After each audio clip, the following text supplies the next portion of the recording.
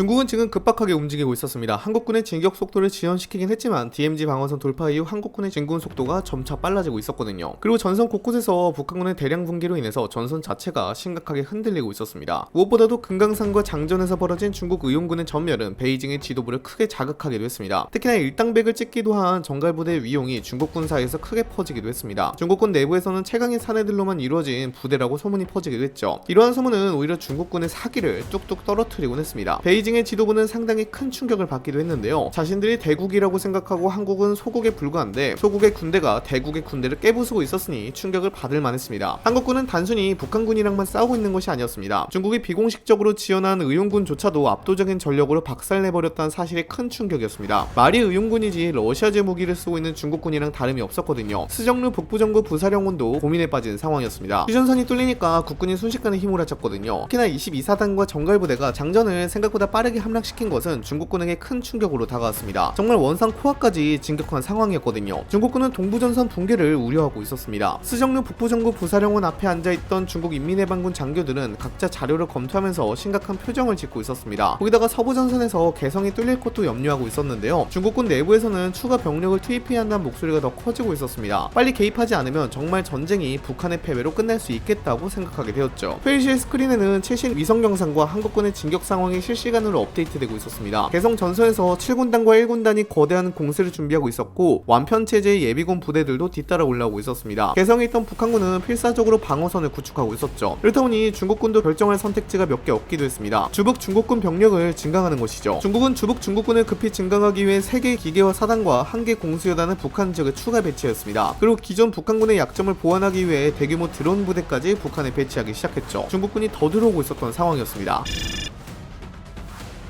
미국 국방부 산하 국방정보국의 정보분석관인 에이든 장은 오늘도 평소처럼 정보 분석을 수행하고 있었습니다. 하지만 오늘 수집한 정보는 에이든 장 정보 수집관의 경악을 금치 못할 정보를 받게 됩니다. 중국군이 더 병력을 보내기로 했다는 정보가 들어왔기 때문이었죠. 그가 본 자료에는 중국군 기갑부대가 대규모로 북한 국경을 넘는 모습이 위성사진으로 포착되어 있었기 때문입니다. 특히나 대규모 드론 전력을 배치하여 북한군을 대신해 전쟁을 수행할 준비를 하고 있었습니다. 에이든 장 정보 수집관은 급히 전화기를 집어들고 어디론가 전화했습니다. 에이든 장 정보 수집관은 서둘러 3차 세계대전이 걱정이라도 된 듯 한국에 정보를 제공해야 한다고 생각하게 됩니다.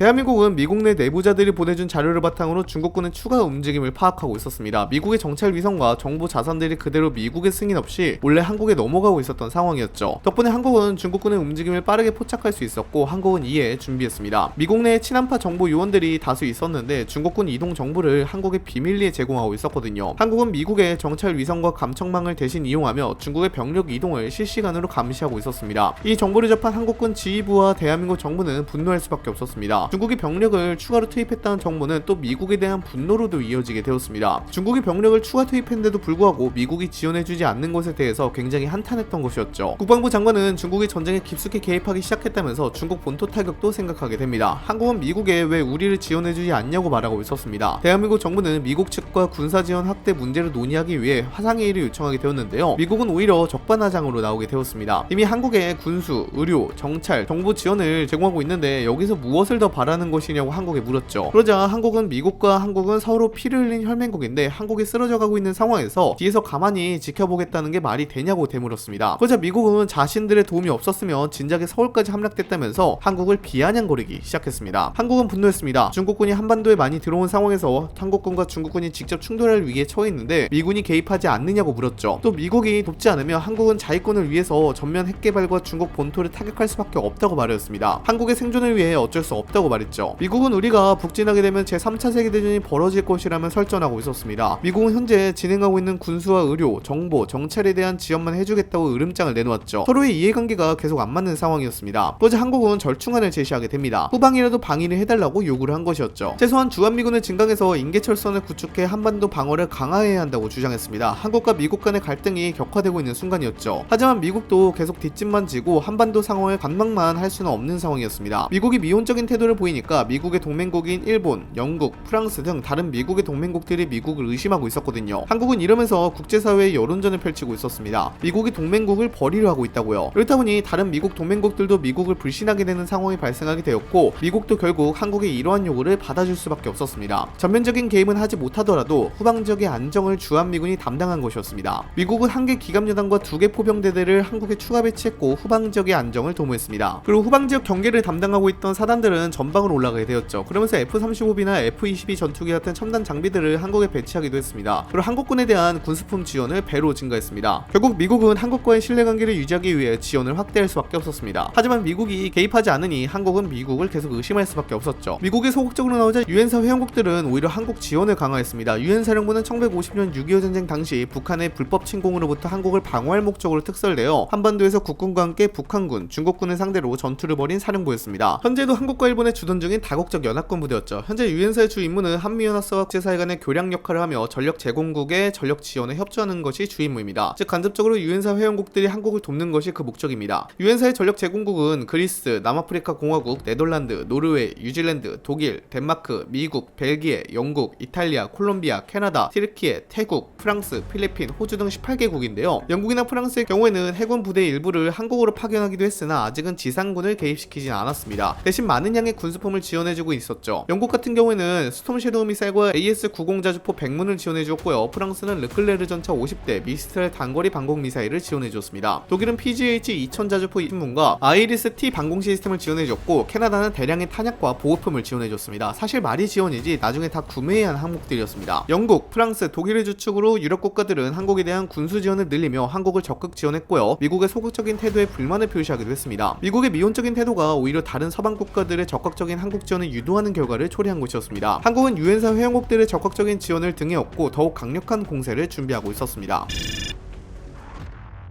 미국은 국제사회의 이런 기조에 따라 중국을 더욱더 압박하기 시작했습니다. 벌써 서태평양에는 미국의 함대만 3개가 있었죠. 계속해서 서해나 동해 그리고 동중국해를 둘러보면서 중국을 압박하고 있었습니다. 그리고 중국에 대한 경제 제재를 강화하기도 했습니다. 각종 전자제품, 전기차, 심지어 태양광 패널까지 경제 제재를 하고 있었죠. 중국을 더욱더 옥죄기 시작했습니다. 미국은 중국이 이 전쟁에 깊숙이 개입하고 있다는 증거를 국제사회에 공개하면서 강력히 비판했습니다. 미국과 서방 국가들은 외교적으로 중국을 압박하기 시작했죠. 하지만 중국은 이를 강력히 반발하며 오히려 한국이 북한을 불법 침공했다고 주장하고 있었습니다. 국제사회에서는 한국과 중국 간의 외교전이 본격적으로 시작되고 있었습니다.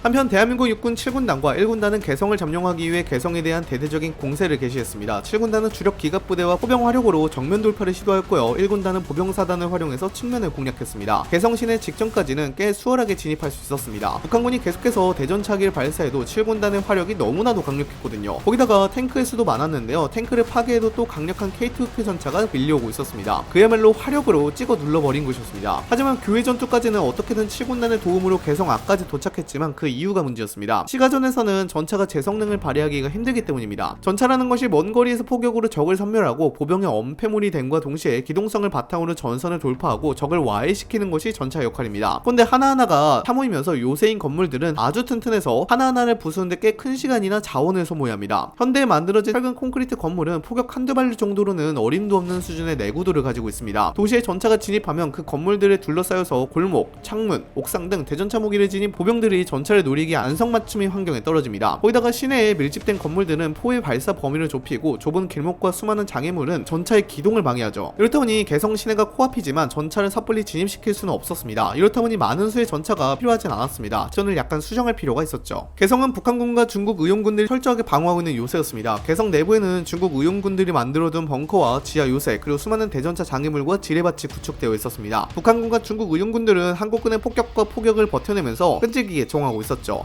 1사단이 진입을 시도하려다가 큰 피해를 보기도 했습니다. 개성에서의 방어가 상당히 견고해서 뚫기가 쉽지가 않았습니다. 개성에서 상당히 많은 시간을 끌고 있었던 터라 동부전선과 중부전선은 빠르게 진격했지만 개성을 뚫지 못하면서 동부전선과 중부전선에서의 진격도 멈출 수밖에 없었습니다. 모든 전선이 비슷하게 올라가야 했는데 한쪽 전선만 너무 올라가 버리면 측면이 노출될 수 있었으니 말입니다. 그렇게 개성을 함락시키는데 모든 집중을 다합니다. 육해공 전부 다 말입니다. K2 표 전차가 개성 교외로 진입하여 북한군 진지를 향해 실수 없이 주포를 발사했습니다. 포탄이 적진을 강타했고요. 건물과 진지가 무너져 내렸죠. K9 자주포 부대도 역시 후방에서 포격을 가했습니다. 포탄이 하늘을 가르며 개성 시내로 쉴 새 없이 떨어졌죠. 개성을 그야말로 평탄화시킬 생각이었습니다. 국군은 개성을 철저히 밀어버릴 생각이었습니다. 해군도 가만히 있지 않았습니다. 서해상에 있는 세종대왕급 구축함이 해성2 함대지 순항 유도탄을 발사하기도 했고요. 유도탄들이 하늘을 가르며 개성 시내를 요동치게 했습니다. 건물들도 무너지고 있었죠. F-15K와 KF-21 전투기들도 개성 상공을 날아다니며 제2단 폭탄을 투하하게 됐습니다. 그야말로 지옥을 방불케 했습니다. 하루에 수백 발씩 개성에 미사일과 포탄들이 내리꽂고 있었죠. 그런 상황에서 중국 의용군과 북한군은 드론 공격을 하면서 국군의 공격을 막아내고 있었습니다. 중국 의용군들의 군집 드론들이 국군의 보병들을 공격하면서 서로 끔찍한 사륙전을 벌이고 있었습니다. 중국 의용군과 북한군은 이러한 드론을 이용해 대응하고 있었습니다. FPV 드론 같은 경우에는 국군의 장갑차와 K1A2 전차에 직접 타격하였고요. 자폭 드론은 한국군 보병 진영에 대량으로 투입해 지속적으로 출혈을 강요하고 있었죠. 정찰 드론의 경우에는 국군의 이동 경로를 실시간으로 중국군에게 제공해주어 어디로 이동하는지를 확인할 수 있었습니다. 그리고 그 지역을 박격포로 공격하고 있었죠. 한국군은 드론전에 대한 대비가 부족했고 제대로 된 대응을 하지 못한 채 엄청난 피해를 보고 있었습니다. 국군이 빠르게 대응책을 마련하지 못하는 동안 중국군 드론들은 계속해서 국군을 압박했습니다. 현재 대한민국 육군은 드론전에 대한 준비가 잘 되어 있지 않습니다. 그래도 그럴 것이 본격적으로 드론이라는 것이 전쟁에 쓰인 것이 얼마 되지 않았습니다. 2020년 아제르바이잔 아르메니아 전쟁 때부터 쓰였죠. 그렇게 드론전에 대한 교리 확립이나 훈련이 부족할 수밖에 없었습니다. 그렇다 보니 드론이 공격하는데 계속해서 공격을 당할 수밖에 없었죠. 한편 한국군은 대드론 대응팀을 부랴부랴 만들어서 드론을 무력화시키는 모습을 보이기도 했습니다. 이번에 새롭게 만들었던 천광 레이저 무기를 가지고 와서 운용한 것이었죠. 덕분에 드론 공격은 이전에 비하면 많이 줄일 수 있었습니다. 이후 계속해서 개성 함락이 지연되다 보니 국군은 개성을 더 크게 포위할 생각을 갖게 됩니다. 정훈 병가들도 이 전쟁에 큰 역할을 하고 있었는데요. 여론전을 펼쳐서 북한군과 중국 의용군들이 처참하게 밀리는 영상이나 사진들을 텔레그램이나 SNS를 통해서 올리고 있었습니다. 이러한 SNS만 보면 마치 한국군이 피해 없이 위풍당당하게 북진하는 모습처럼 보였죠. 그렇다 보니 한국군의 활약에 응원하는 세계 각국의 사람들이 한국을 지원해준 효과도 발생하고 있었습니다. 한국에는 국가전략 신속 대응부대 임무를 맡고 있는 부대가 하나 있습니다. 공중자산을 활용해서 신속하게 적진에 투입되는 부대죠. 마치 미국의 제101 공수사단과 비슷한 임무를 수행하는 부대가 한국에 있습니다. 그것도 7군단에 있죠. 바로 2사단입니다. 노도부대라고 불리는 부대인데요. 7군단은 2사단의 제201 신속 대응여단과 제203 신속 대응여단을 개성 북쪽에 있는 금천 지역에 투입하게 됩니다. 이에 따라 개성으로 향하는 모든 보급로를 차단할 계획이었죠. 그와 동시에 개성 방어선이 약한 후방을 공격해 개성을 차지할 생각이었습니다. 2사단은 헬기를 통하여 공중 호위를 받으며 금천에 안전하게 공수하는 데 성공했습니다. 그리고 7군단은 만약의 상황을 대비해 8사단을 개성에서 우회해 북진하기로 합니다. 2사단 혼자 후방에 있으면 위험하므로 이런 결정을 한 것이었습니다. 8사단은 개성을 우회하여 금천과 장풍, 파주로 있는 거대한 개성 포위망을 만드는 데 성공했습니다. 앞서 말했듯이 중국 의용군이 없으면 북한군이 그냥 항복하는 수준이었기 때문에 손쉽게 진격할 수 있었죠. 그리고 연신 개성을 포격하면서 개성의 문을 두드리고 있었습니다. 그리고 서서히 포위망을 좁혀나갔죠. 현재 한국에서는 현중 정서가 커지면서 중국인이나 조선족이라는 이유로 공격하는 경우가 많이 늘어나고 있었습니다. 어쩌면 당연할 수도 있습니다. 안 그래도 반중 정서가 강한 상황인데 한반도에 중국군까지 밀어넣어 전쟁을 키우고 있었으니까요. 중국 의용군들에게 죽은 가족들의 심정도 이해가 가는 순간입니다. 그런데 한국의 현재 체류 중에 중국인이나 조선족의 숫자도 상당합니다. 그런데 그런 사람들이 전부 중국으로 가지 못한 상황인데요. 그런 상황 속에서 차별과 핍박, 심지어 살해 협박까지 받다 보니까 중국인들은 이런 불만을 누적하고 있다가 서울에서 소요 사태를 일으키는 상황까지 발전하게 됩니다. 대림동과 신림동 등 중국인과 조선족들이 모여 사는 곳을 중심으로 소요 사태가 발생했죠. 처음에는 한국어와 중국어로 된 피켓을 들고 시위를 하고 있다가 이 시위는 곧 과격한 폭동으로 변질되었습니다. 이들은 한국의 주요 시설을 기습하면서 약탈을 했습니다. 일부 조선족과 중국인들이 폭동을 일으킨 것입니다. 이들은 편의점과 상점을 공격하며 유리창을 깨부수고 물건을 훔치고 있었습니다. 심지어 차량에 방어하면서 차량이 터지는 경우도 발생했습니다. 특히나 한국의 주요 시설과 관공서에도 공격을 감행했죠. 폭도들만 해도 1000명이 넘어가는 숫자였습니다. 시위대는 화염병을 경찰서에 던지기도 하였고 지구대에는 굴착기와 같은 중장비를 가지고 와서 위협하기도 했습니다. 중국을 건드리지 말라며 이야기하고 있었고 조선족의 권리를 지켜달라고 말하고 있었죠. 이러한 소요 사태는 점차 확산하는 모습을 보이고 있었습니다. 일부 친중 세력들은 중국 국기를 흔들며 한국 정부를 욕하고 약탈을 했습니다. 경찰을 공격하는 장면이 곳곳에서 포착되었죠. 일부 경찰은 크게 부상을 입어 그 끝내 목숨을 잃기도 했습니다. 이렇다 보니 대한민국 정부는 서울에서 벌어진 대규모 소요 사태를 국가안보 위협으로 간주하고 군병력 투입을 검토하게 됩니다. 경찰력만으로는 도저히 진압할 수 없었기 때문입니다. 거기다가 이들은 조직적인 모습을 보이기까지 했죠. 정부에서는 이들을 보고 단순한 시위가 아니라 조직적인 반란으로 규정합니다. 경찰력만으로는 진압이 어렵다고요. 물론 정부 내에서도 일부 관료들이 군병력을 투입해 무력 진압을 하면 국제사회에서 논란이 될 수 있다며 걱정하는 모습을 보이기도 했는데요. 다른 이들은 무장한 폭도들이 경찰을 살해하고 있고 지금 계엄령을 선포 중이기에 이들에 대한 강경한 대응을 해야 한다고 요구하게 됩니다. 결국 군병력을 투입해 이들을 진압하기로 결정이 되죠. 폭도들은 화염병을 던지면서 저항하고 있었습니다. 이때 군인들은 고무탄을 발사하며 폭도들을 해산시키고 있었죠.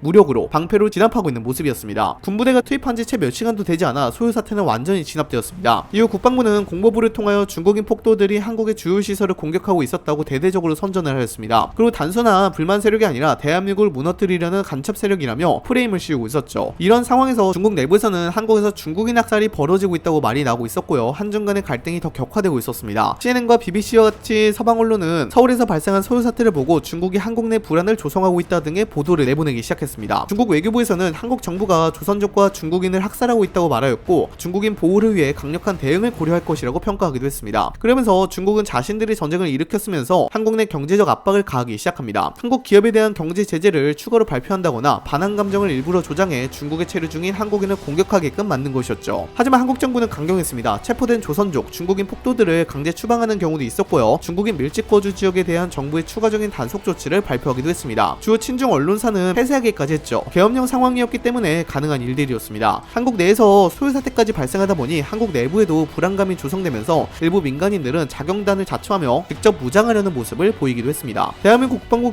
기자회견장에서는 국방부 대변인이 단상에 서서 기자회견을 하게 되었습니다. 국방부 대변인은 이번에 발생한 폭동이 단순한 소요 사태가 아니라고 밝혔습니다. 이들은 조직적으로 대한민국의 질서를 무너뜨리려고 한 테러 세력이라고 규정했습니다. 특히나 중국 정부와 연결된 특정 단체들이 조선족 사이를 이용해 반란을 조장했다는 증거를 갖고 있다고 발언하게 되었죠. 그러면서 국방부 대변인은 더 이상 중국의 간섭을 용납할 수 없다고 발언하게 됩니다. 그리고 한국을 위협하는 그 어떠한 세력도 단호하게 대응할 것이라고 밝혔죠. 한국 정부의 의지는 확고했습니다. 한국의 독립과 자유를 끝까지 지킬 것이고 중국의 위협에도 북한의 도발에도 우리는 절대 물러서지 않을 것이라고 발언하게 됩니다.